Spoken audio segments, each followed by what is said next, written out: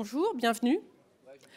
Alors, dans cette table ronde, nous allons parler un peu des ports du futur et de leurs besoins d'adaptation, notamment au dérèglement climatique, à la transition énergétique, aux enjeux géopolitiques, à l'aménagement du territoire, enfin, vaste sujet. Voilà, donc l'an dernier, nous parlions de l'adaptation des bateaux. J'animais cette table ronde l'an dernier, où nous avons reçu notamment Guillaume Legrand de la société Todt, et je suis ravie de voir que hier, avec son bateau à voile, les plus gros cargos à voile, il est arrivé à New York en partant du Havre en 18 jours, en amenant 1000 tonnes de fret. Donc les choses avancent. Bon, 1000 tonnes sur 12 milliards de tonnes de marchandises transportées par la mer chaque année, c'est encore très peu. On est bien clair que le transport par la voile ne sera pas la majorité du transport du futur, mais c'est un début. Et donc, pour poursuivre sur cette idée autour de l'empreinte carbone et de la décarbonation et globalement de l'empreinte écologique, cette année, nous nous intéressons aux ports. Voilà. Et donc, pour en parler, j'ai là, à ma gauche tout de suite, Frédéric Moncani de Saint-Aignan, voilà, qui est l'hôte de ces lieux, puisqu'il est le président de la Cité de la Mer, après avoir été à la tête du cluster maritime français, c'est-à-dire un peu de l'ensemble de l'écosystème des acteurs du maritime en France. Et je compte sur lui un peu en tant que très bon connaisseur de l'univers maritime pour nous faire un peu pour nous brosser un peu l'état des lieux et des enjeux, voilà, pour l'adaptation des ports dans le futur. Et ensuite, à côté de lui, nous avons Christophe Berthelin, qui est aux manettes de Haropa Port, donc aux manettes opérationnelles de ce premier complexe portuaire français, premier hub logistique français, qui est un énorme groupe qui rassemble 3 ports, qui sont les ports du Havre, qui est le deuxième port maritime français, et celui de Rouen et celui de Paris. Voilà, avec 3 ports qui ont chacun vraiment des caractéristiques très différentes, mais qui ont pour point commun d'être situés sur la Seine et donc de créer une dynamique intéressante de travail autour de cet axe fluvial. Et au fond, à sa gauche encore, nous avons Philippe Deiss, qui est le directeur général de Ports de Normandie. Ports de Normandie aussi rassemble 3 ports qui ont pour point commun d'être situés sur la façade maritime de la Manche. Et donc, les 3 ports de Caen-Ouistreham, de Dieppe et de Cherbourg. Donc, ici, donc c'est le local de l'étape, si je puis dire. Et donc là, il y a d'autres encore enjeux d'adaptation. Et le premier enjeu d'adaptation qui a été spécifique à Port de Normandie, c'est l'impact du Brexit, puisque évidemment, vu là où ils étaient situés géographiquement, ils ont toujours d'ailleurs des relations assez étroites avec nos voisins de l'autre côté de la Manche. Voilà. Et en visio, bienvenue. Nous avons Silja Glesnes, qui est norvégienne et qui est la directrice juridique d'un grand port de Norvège, le port de Bergen. Et elle nous parlera également notamment de l'indice environnemental des ports, qui est un espèce d'outil pour justement évaluer son empreinte carbone et essayer de la réduire, voilà, avec une boîte à outils qui permet ça. Donc 37 ports sont déjà membres, ont déjà adopté cet outil, voilà. Et donc elle va nous en parler un peu. On sait que la Norvège, comme souvent les pays nordiques, quand même souvent nous inspire sur le plan de l'écologie et de la décarbonation. Ce sont quand même souvent des pays en avance et je pense que c'est le cas là encore. Voilà. Donc je commence avec vous, Frédéric Moncani de Saint-Aignan. Donc vous êtes un grand connaisseur du monde maritime. Et vous avez un poste où vous êtes un peu une sorte de vigie. Donc nous comptons sur vous pour introduire le sujet et nous expliquer quelles doivent être les réflexions et les actions des ports pour s'adapter aux défis qui les attendent. Merci de cette présentation. je vais avoir un rôle assez facile parce que finalement, je vais être celui qui va donner ce qu'il faut faire, mais pas avoir à le faire. Et donc, avec mes deux compères sur cette table ronde, j'ai le rôle le plus facile. Juste d'ailleurs pour préciser, quelque part, vous l'avez dit, quelques connaissances sur les ports, puisque j'ai été, dans ma carrière précédente, pilote maritime du port de Rouen et pilote maritime du port de Caen-Ouistreham. Donc, je suis quand même un peu en eau connue. Alors, quels sont les défis, les adaptations, les transitions qui doivent amener le port, qui doivent aller vers le port du futur? D'abord, je dirais une évidence, pour qu'il y ait des ports du futur, il faut qu'il y ait des ports du présent. Alors quand je dis ça, c'est pas complètement anodin, c'est que voilà, les ports, ce sont des outils majeurs d'aménagement et parfois, il arrive que dans les politiques publiques, ils soient un peu oubliés. Donc ça serait bien que... Donc vous faites passer un message. Je fais passer un message. Pour un port du futur, il faut un port du présent. Et ceci étant dit, quels sont les grands paramètres qui vont influer, à mon sens, et encore une fois, c'est vraiment en regardant d'assez haut. Vous l'avez cité, il y a la transition environnementale. Elle est là, elle est indispensable. Transition environnementale, elle se fait d'ailleurs, à mon avis, sous deux aspects. D'abord, l'aspect, je dirais, comment le port se transforme pour répondre aux nouveaux enjeux d'énergie, aux nouveaux enjeux de carburant, aux nouveaux enjeux d'électrification. Et là, on est sur de assez court terme.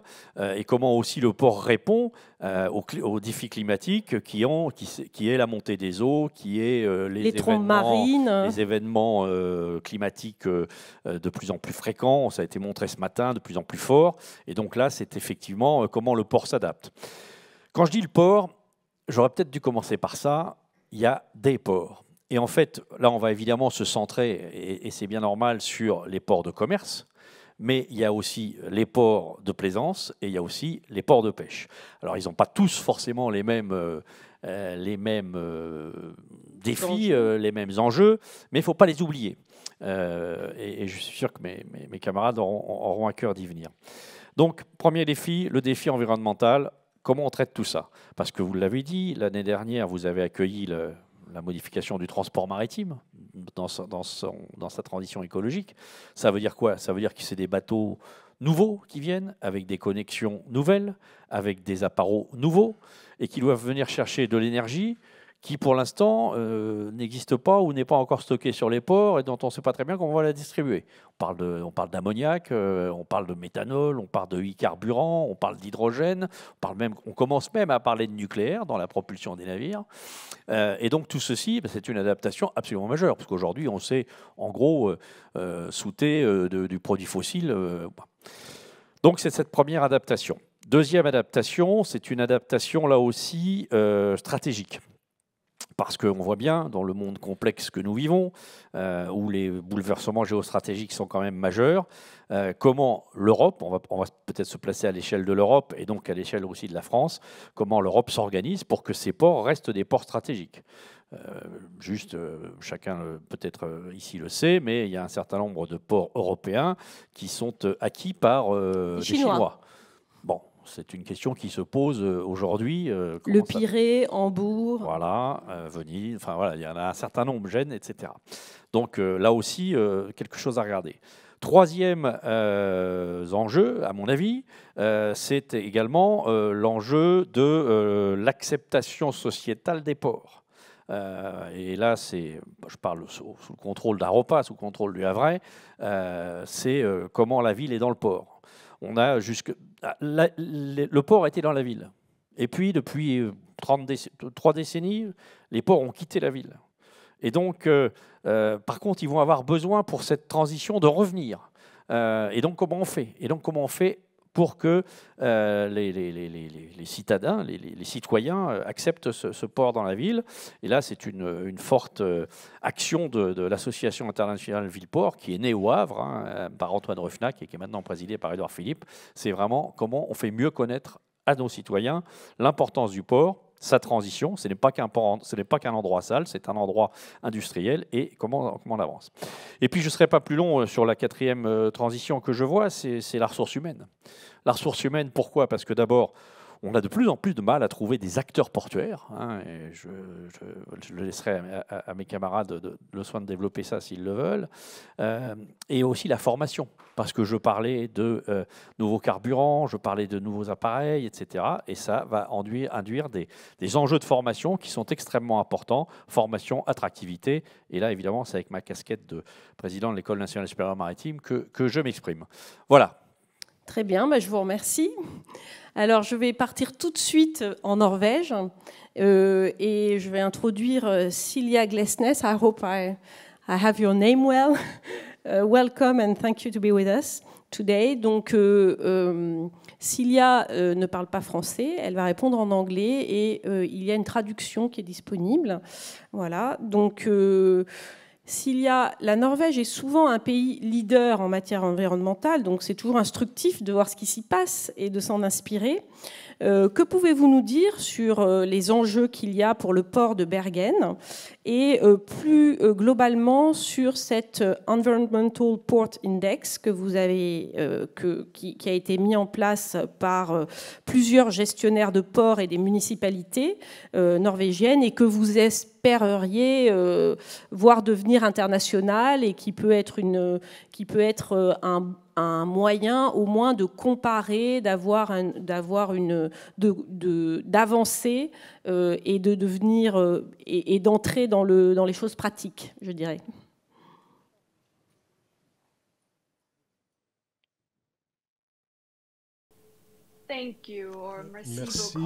Merci beaucoup. Tout d'abord, je voudrais remercier l'ambassade de Norvège à Paris et le Grand Océan de m'avoir invité. Merci beaucoup. Je m'appelle Silja Glesnes. Je suis directrice juridique du port de Bergen. Je suis aussi très fière d'être l'ambassadrice de l'Environmental Port Index, l'EPI. On m'a demandé de dire quelques mots sur le parcours du port de Bergen en matière de développement durable au cours des 10 dernières années. Il vous parlait énormément de questions, des adaptations que nous avons effectuées nous-mêmes et qui sont spécifiques à notre port. J'ai eu la chance, le printemps dernier, de suivre une cours à HEC. Et je commencerai donc par une citation du professeur Jeremy Tess. Il a posé la question: comment est-ce que votre entreprise, votre industrie ou votre chaîne de valeur se présente-t-elle face à la disruption? C'était la réalité du port de Bergen en 2016. C'est toute notre réalité qui était en train de bouleverser. Le port de Bergen est situé au milieu du centre-ville. Nous sommes ce que l'on appelle une destination de promenade. Une destination de promenade. Cela signifie que tout est accessible à pied, depuis le port jusqu'au centre-ville. Cela peut être un grand avantage, mais cela vous rend extrêmement visible. Les médias et le public se sont émus de la pollution visible et de la surpopulation, surtout due au segment des croisières, et nous avons dû faire face à de nombreuses critiques. Ce n'est pas unique, c'est pas un problème unique à Bergen, c'était le cas de Toulon, Marseille et bien d'autres villes. C'est pas unique, mais à Bergen, nous avons dû aborder cette question très en amont. C'était un grand problème pour nous déjà en 2016. Il est venu un moment où nous n'étions pas sûrs qu'il y avait même un avenir pour le segment des croisières à Bergen. Nous avons noté que le port de Bergen est en fait l'un des plus grands ports de croisière d'Europe du Nord. Donc, c'était une question plutôt dramatique pour nous. Mais, comme l'a dit un autre très grand professeur d'HEC, Christian Monjou, il a dit « L'innovation est probablement le seul moyen de s'en sortir de cette crise ». C'est donc ce que nous avons fait. Nous avons innové pour en sortir de la crise. Les ports ont toujours été des vitrines de la révolution industrielle, avec l'arrivée de la vapeur, des hélices, puis des coques métalliques. Et maintenant, nous avons pour mission de présenter des sources d'énergie plus propres et certaines des technologies les plus avancées dans le domaine de l'énergie. Nous savions que nous devions être les premiers à encourager l'innovation et promouvoir les technologies à zéro émission. Je voudrais parler aujourd'hui de 3 initiatives principales. Numéro 1, c'est l'alimentation Aké. Numéro 2, c'est EPI, l'indice environnemental portuaire. Donc EPI, c'est son acronyme en anglais. Et troisième, les exigences du port ou les conditions commerciales, si vous préférez. Ces 3 initiatives peuvent être résumées comme les principaux moteurs du changement au port de Bergen. Tout d'abord, je voudrais aborder le pouvoir de la collaboration et de la communauté qui est essentiel pour résoudre les problèmes mondiaux et la transition vers l'absence d'émissions. Le port de Bergen n'est en aucun cas une entreprise spécialisée dans l'énergie et la technologie. Nous sommes un port. Nous savions donc que nous devions nous associer à quelqu'un qui avait de l'expérience et de l'expertise dans le secteur de l'énergie. Nous nous sommes associés donc à une entreprise locale, Evini, et nous avons créé une société commune, Plug. La mission de Plug était initialement de construire des installations et des infrastructures d'alimentation électrique à terre à Bergen. Nous avons maintenant la plus grande facilité avec 20 connexions électriques à terre pour les croisières en Europe. Ce type d'infrastructure maintenant se construit partout en Europe, mais avoir l'infrastructure en place, en faire de sorte que les compagnies de croisière et les navires de croisière se connectent effectivement à l'alimentation est une autre paire de manches. Nous savions donc que nous devions réorganiser notre logistique et, en fin de compte, devenir plus numérique et axé sur les données. Et c'est pour ça que nous avons établi l'EPI.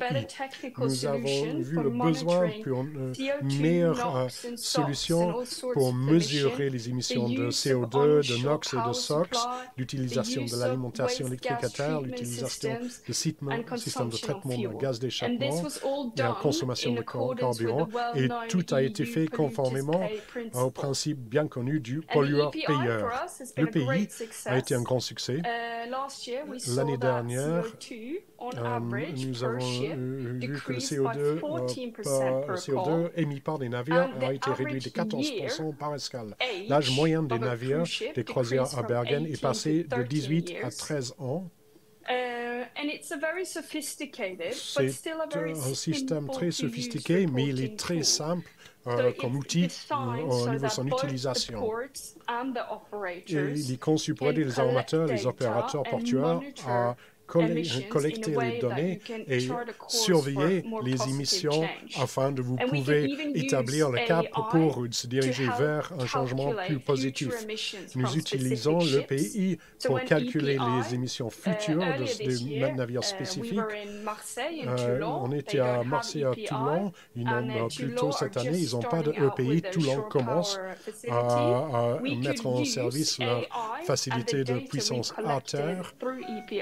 Tout ce qu'on a reçu par EPI nous a permis de calculer le sorte d'émissions qu'un navire typique en visite à ces ports risque d'avoir. Et donc, c'est une manière de collecter des données. Et je voulais dire, finalement,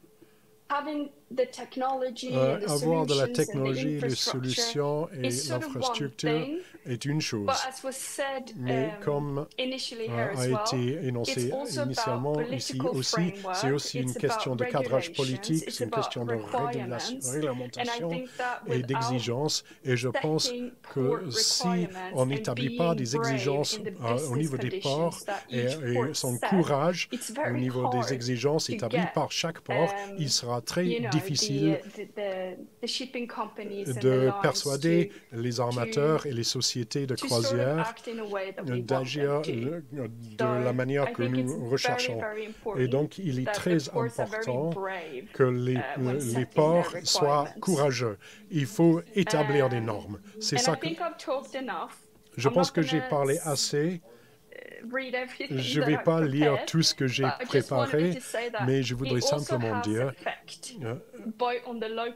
il y a un effet aussi sur l'économie locale et aussi sur les émissions. Même. Cette seule année 2024, nous avons vu des réductions de quelques 11 500 tonnes de CO2 littéralement simplement avec les 3 initiatives que j'ai citées. Et donc, ce n'est pas quelque chose de futuriste, incroyable, ça fonctionne aujourd'hui, ça marche, et nous réduisons les émissions aujourd'hui en temps réel. Merci. Merci Sylvia. Bah voilà, on voit le chemin à prendre. Alors, Christophe Berthelin, donc Aropaport, justement, qui a été créé en 2021 hein, pour rassembler sous une gestion commune un très grand port maritime français, le Havre, le port de Rouen, et qui est donc fluvial, et le port de Paris, qui est un port ultra-urbain. Hein, voilà. Rouen est un port maritime. Est un port maritime, pardon. Et voilà, dans cette stratégie autour de la Seine, et notamment pour créer un espèce d'axe logistique fort et éventuellement une alternative quand même au fret routier, hein, parce qu'il y a quand même aussi dans l'idée que ce serait de toute manière plus écologique de passer par le fret fluvial que le fret routier, et en France le fret fluvial est très faible. Donc quand Aropa a été créé, il y avait écrit en toutes lettres l'objectif de devenir le premier pôle d'écologie industrielle de France à l'échelle de l'axe Seine. Waouh! Donc on veut bien savoir comment vous avez fait ça et où vous en êtes. Alors, si c'était fini, ça serait bien. Tout d'abord, merci, et je voulais dire aussi rendre hommage à Stéphane Raison, qui a été le premier directeur général d'Aropa et qui est parti au 1er septembre et que je remplace en intérim dans l'attente de la nomination de son successeur, puisque j'étais son adjoint depuis 3 ans et depuis la création de Aropa. Je reviens pas sur ce que vous venez de dire, mais effectivement, alors forcément, dans nos plans stratégiques, on utilise des termes un petit peu indirectement, un petit peu pompeux, comme vous venez de le faire. Et je fais le lien avec la table ronde précédente. Je pense que, et mon collègue l'a très bien dit, aujourd'hui, il y a le port du présent et le port du futur. Avant, il y a le port du présent. Je pense que notre rôle, déjà, c'est de réconcilier, entre guillemets, les 2 visions. Ça veut dire la vision activité et la vision environnementale. Ça veut dire qu'il ne faut pas chercher à les opposer en permanence. On a besoin des 2. Et déjà, le premier point, c'est qu'on va vers un modèle résilient des ports, quels qu'ils soient. Là, effectivement, je parle pour Aropa, mais je suis certain que c'est le cas pour tout le monde. Il ne faut pas vivre en opposition. Clairement, aujourd'hui, on est dans une économie mondialisée. Alors après, on peut avoir une vision totalement opposée en disant on arrête tout, mais l'humanité s'est construite quand même sur les échanges internationaux. On est le fruit collectivement de cette évolution. La mer a toujours été utilisée pour des échanges internationaux. Je ne vais pas refaire de l'histoire. Voilà, si on voulait faire un petit sondage, je ne vais pas vous faire déshabiller, mais je pense que 90% des vêtements que nous portons sont sûrement issus de l'importation. C'est une réalité. Et sont venus par bateau, peut-être. Et sont venus par bateau. Et le point important Aropa fait partie de cette réconciliation en disant... La France a et je reprends le premier axe sur le corridor logistique vert, pour nous, décarboné, entre Le Havre et Paris, et même au-delà, hein, puisque pour nous, on a un hinterland qui va beaucoup plus loin que Paris. L'idée, c'est que, effectivement, en ayant divisé nos forces en différentes structures, on a peut-être oublié d'avoir des visions convergentes et harmonisées dans la logistique, sachant qu'on a collectivement une richesse qui s'appelle la Seine, qui est sous-utilisée, puisque aujourd'hui, sans difficulté, on peut multiplier par 4, voire par 6 l'utilisation de la Seine. Et grâce à nos aînés, alors des fois on critique beaucoup nos aînés, effectivement, parce que peut-être qu'ils n'avaient pas cette vision environnementale comme on peut l'avoir aujourd'hui, mais il y a aussi eu des grandes idées, hein. Je pense au bassin réservoir de la Seine. Alors c'était déjà un sujet environnemental parce que dans la planification gaulliste ou gaullienne, comme on veut, en fonction de ce qu'on peut penser, finalement c'était surtout pour lutter pour les inondations, contre les inondations. Vous ne voulez pas inonder Paris, donc ces bassins de rétention. Mais aujourd'hui, ils ont été construits pour éviter les inondations, et aujourd'hui, c'est un formidable outil de régulation du débit de la Seine, à l'inverse, pour éviter que les eaux soient trop basses. Et la Seine, aujourd'hui, a un taux de navigabilité quasiment permanent sur l'ensemble de l'année grâce à ces bassins de rétention qui n'avaient pas été construits pour ça. Pour cette raison. C'est très intéressant comme quoi l'histoire, des fois, se retourne. Donc, ce corridor, c'est aujourd'hui la deuxième zone de chalandise de l'Europe, qui est donc la région parisienne, qui est quasiment alimentée à 80% par des camions.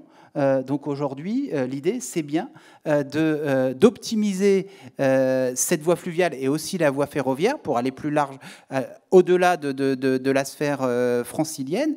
Mais en parallèle, ce n'est pas uniquement d'utiliser plus la Seine, c'est aussi de l'utiliser autrement, avec d'autres caractéristiques de barge. Ça veut dire qu'aujourd'hui, on est allé, avec VNF, de mettre des bornes électriques par dizaines tout au long de l'axe Seine pour favoriser la conversion de la flotte. Et vous l'avez vu, si on part sur des activités plus, on va dire, ludiques, et on sort de la période des JO, finalement, on a profité aussi de la période des JO pour aussi favoriser l'électrification de la flotte, on va dire, festive sur les bras parisiens, hein, puisque Aropaport a la main sur les ports de Paris, qui sont au nombre de 70. Donc le rôle d'un port, c'est d'être incitatif par rapport à des évolutions voulues. Donc je parle là des bornes électriques sur la Seine. Ça a été dit par M. Marguerite pour les ports normands, mais bien évidemment, c'est l'électrification de nos quais pour aussi bien les bateaux de commerce que les bateaux croisières. Hein, et donc, aujourd'hui, c'est des investissements en dizaines de millions d'euros, voire c'est plutôt l'unité de la centaine pour l'ensemble des ports maritimes de Rouen et du Havre. Donc, c'est effectivement favoriser, de permettre un écosystème qui favorise la conversion. Parce que là, c'est... Et vous avez dit tout à l'heure les ports chinois, que les Chinois étaient rentrés dans des ports. L'avantage d'Aropaport, c'est que c'est un port d'État, c'est un établissement public de l'État. Donc, à preuve du contraire, et si mes informations sont bonnes, il n'est pas à vendre.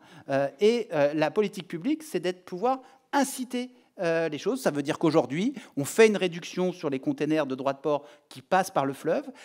Et nos collègues norvégiens ont une approche qui est plutôt une approche par escale, en fin de compte. Ça veut dire que c'est...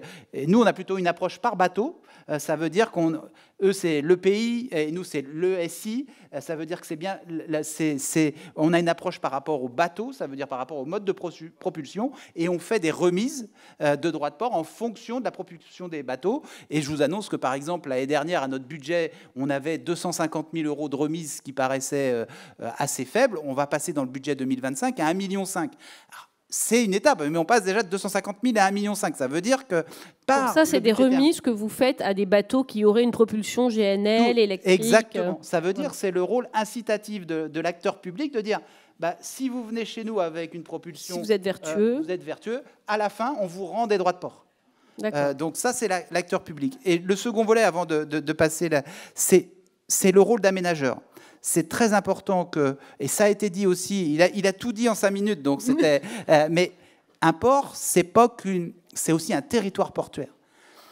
Et soit on veut un pays sans industrie, mais c'est un modèle, hein, où on se dit quand même, en termes d'autonomie du pays, c'est quand même bien d'avoir... On a pensé à ce modèle il y a quelques années, mais on en revient depuis. Depuis une dizaine d'années, on se dit que c'était pas une bonne idée en fait. C'est un vrai sujet. Soit on continue de tout importer et on est quelque part entre les mains d'autres puissances qui peuvent être à un moment donné entre les mains de pouvoirs amis, mais des fois pas forcément, hein, dans le temps. Et là, le sujet, c'est qu'on sent une conversion, et forcément, hein, on passe du carboné au décarboné. Donc là, ça a été dit, on parle de l'ammoniac. Il y a 2 modèles. Soit on essaye de produire de l'ammoniac pour être indépendant, soit on fait des hubs d'importation. C'est-à-dire que le hub d'importation, finalement, c'est la raffinerie, quoi. C'est la raffinerie d'ammoniac. c'est des vrais... Et ça, nous, on est acteurs de ça, puisqu'on a encore du foncier. Donc il faut qu'on ait une dimension stratégique dans l'attribution du foncier restant portuaire, au regard de ces nouvelles problématiques de conversion. Ça, c'est sur les entrants, on va dire, et sur les historiques. On les aide aussi à se décarboner, parce que derrière, et ça a été dit, aujourd'hui, il y a des technologies de captation du CO2, et ça, on crée l'écosystème qui permet de favoriser les collaborations entre acteurs privés pour effectivement avoir des politiques de captation de CO2. Mais simplement pour dire que cette résilience de modèle, et ça a été dit, ça passe par les hommes. Ça veut dire qu'effectivement, peut-être, et je vais parler de nos prédécesseurs qui ont eu des bonnes idées, mais peut-être qu'à un moment donné, ça, c'était pas dans le spectre. C'était pas dans le spectre de mes prédécesseurs, de nos prédécesseurs, il y a 20 ou 30 ans. Je dis, tiens, un exemple. Tiens, ma dernière avant-hier, j'ai eu une réunion, et c'est la 3e du mois, sur l'élaboration d'un plan d'adaptation au changement climatique. Je ne suis pas sûr qu'il y a 20 ans, un directeur de port aurait passé 3 réunions en 15 jours sur l'élaboration de son plan d'adaptation au changement climatique. De même, je l'ai dit en aparté, nos 2 derniers séminaires de cadres, on a fait venir Jean-Marc Jancovici au premier et Jean Jouzel sur le 2e, expert du GIEC que certains connaissent, qui est peut-être déjà venu les années précédentes. L'idée, c'est aussi que les mentalités changent en interne et que ça devienne un paramètre qu'on n'y pense même plus, que ça devienne une évidence. Après, on peut faire le constat qu'on est chacun le fruit de l'histoire et qu'à un moment donné, ce n'était pas une évidence. Donc l'enjeu aujourd'hui, c'est nous, en tant qu'acteurs publics, avec 2000 salariés, c'est que le sujet de la transition écologique, de la transition énergétique soit au cœur de nos décisions, mais qu'on s'en rende même plus compte, en fin de compte. Et ça, c'est un enjeu, et c'est pour ça que c'est le port du présent, ça. Parce que nos décisions d'aujourd'hui, d'aménagement, finalement, les conséquences, sur le moment, on ne les voit pas. On les verra dans 10 ou 15 ans, et c'est celle-ci qu'il faut bien appréhender aujourd'hui. Merci. Merci. Philippe Dess, alors donc vous avez cette problématique avec des ports qui sont de taille plus petite. Et ces efforts d'adaptation, ce qui est intéressant, c'est quand même ça demande des investissements, ce changement. Tous les ports n'ont pas les mêmes moyens pour les mener. Par ailleurs, on peut imaginer que en fait, certains de vos ports qui sont ensemble sont concurrents les uns des autres finalement, parce ils font tous des liaisons vers le Royaume-Uni, vers l'Irlande, voilà. Et donc là aussi, il y a quand même sûrement une logique de mutualisation à les avoir ensemble. Donc votre effort d'adaptation majeur depuis 2-3 ans, ça a été quand même l'adaptation au Brexit, qui a été, je pense, qui a eu un gros impact sur vos ports. Et vous avez aussi une logique de décarbonation et au-delà même de tirer parti de l'essor à venir des énergies renouvelables avec une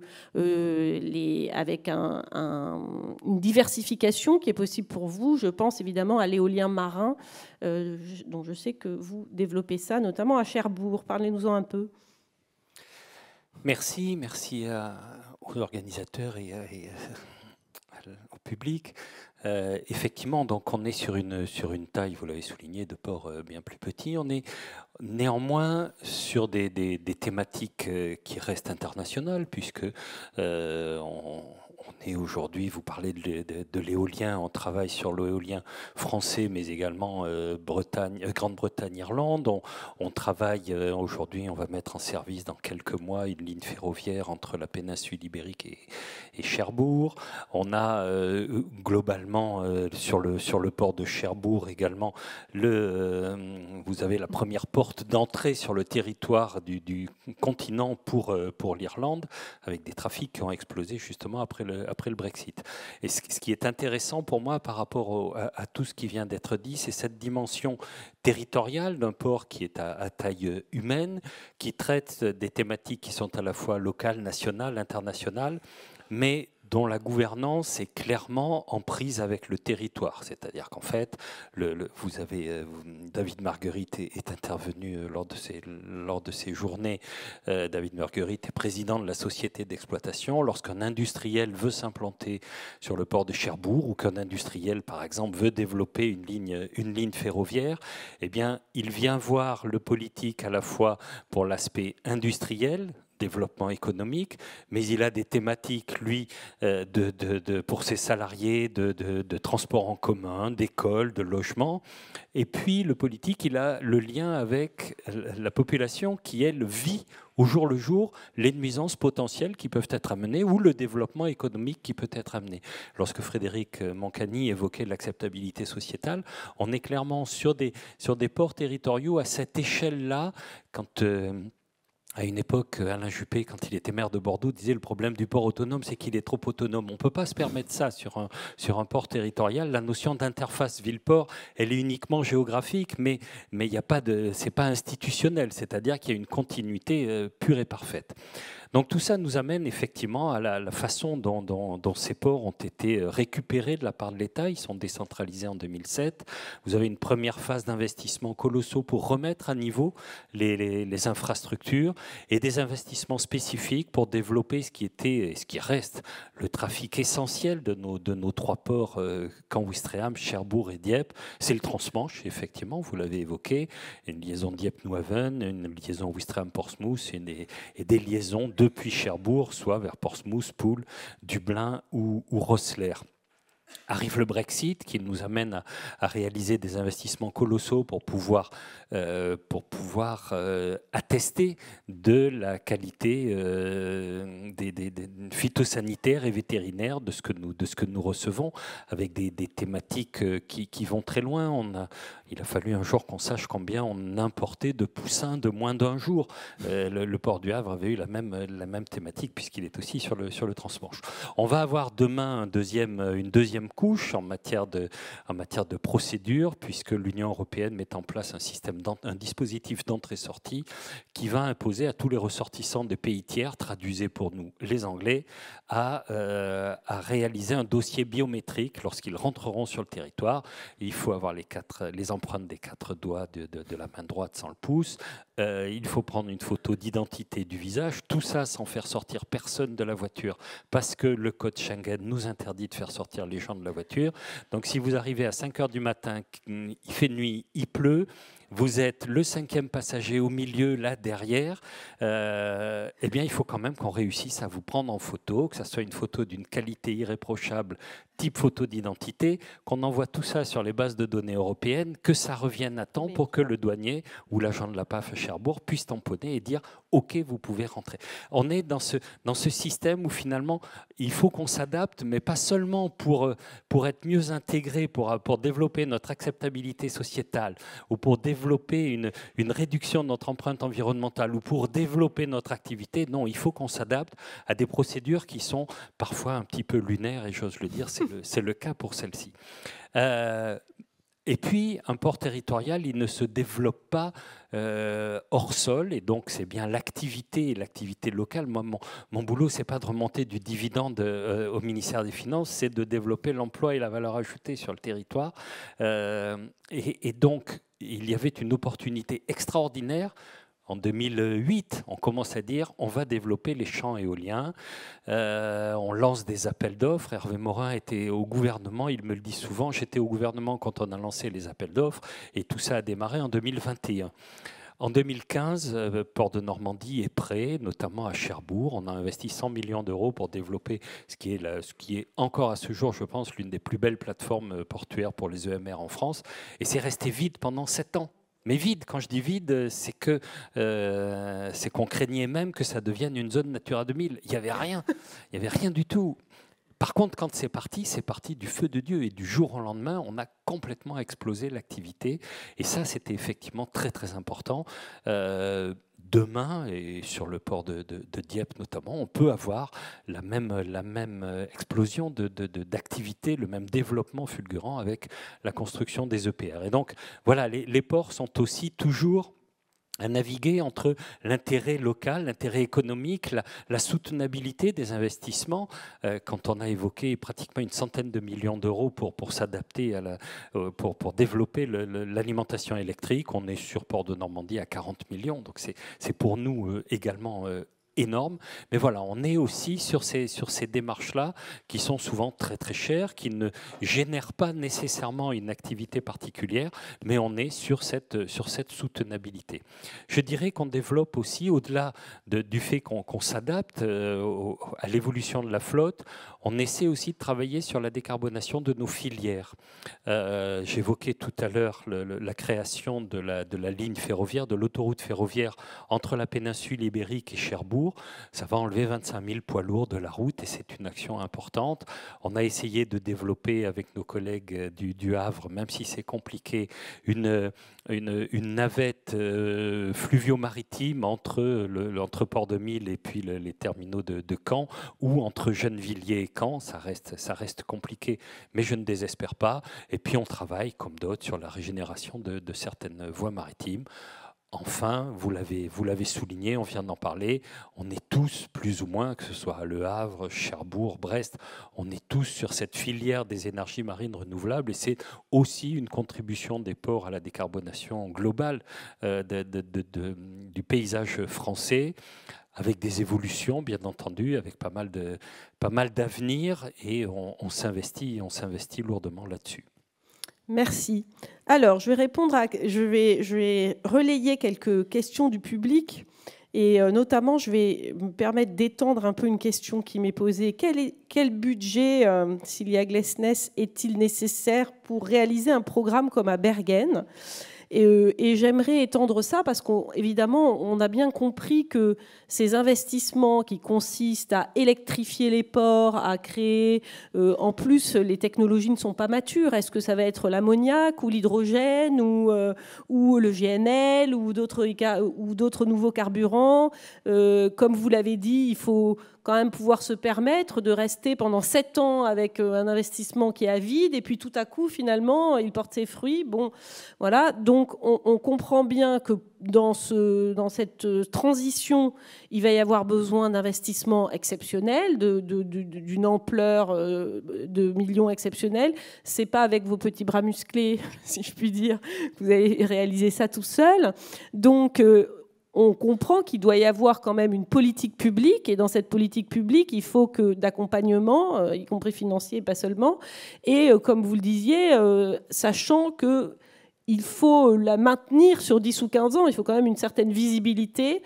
Voilà, donc déjà, je vais demander à Silja comment, pour Bergen, ça s'est passé, j'imagine que... Et je vous demanderai aussi volontiers... Enfin, voilà, le fait que j'imagine que ça doit être un cofinancement de l'État, des régions, enfin qu'il faut qu'il y ait de l'Europe aussi, voilà, qu'il y ait une volonté politique.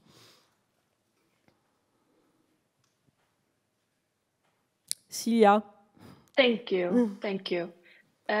So first of all, I'd like to say that I do agree with a lot that's been said here today. There's a couple of things. First of all, there's not one fuel for the future. Ports should be hubs for several types of fuels for the future. They need to be transport corridors. In Bergen, we have great capacity, making it easier in terms of electrification and shore power and those types of infrastructure.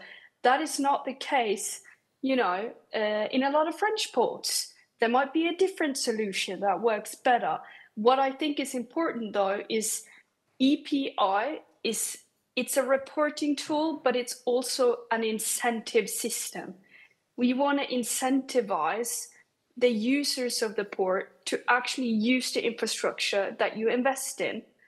So this is sort of a several step ladder kind of project. So first, you need to have the finance in place to actually invest in some type of infrastructure. Okay, so what was the kind of investment? We used EPI. But what was the amount of investment that you had to put to bring this transformation to the port of Bergen? Combien ça vous a coûté?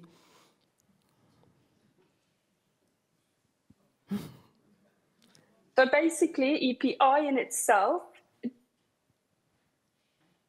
doesn't really cost anything. It's very, very cost efficient.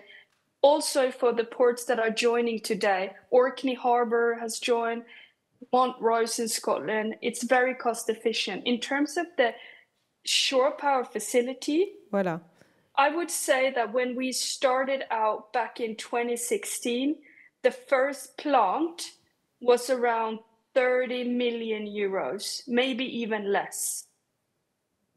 Okay. But we were quite early, and we have a lot of grid capacity, and we have a lot of factors around us that makes that possible. Donc 30 millions d'euros, sachant que la Norvège dispose déjà d'un très bon réseau électrique, donc vous étiez déjà et que vous étiez en avance.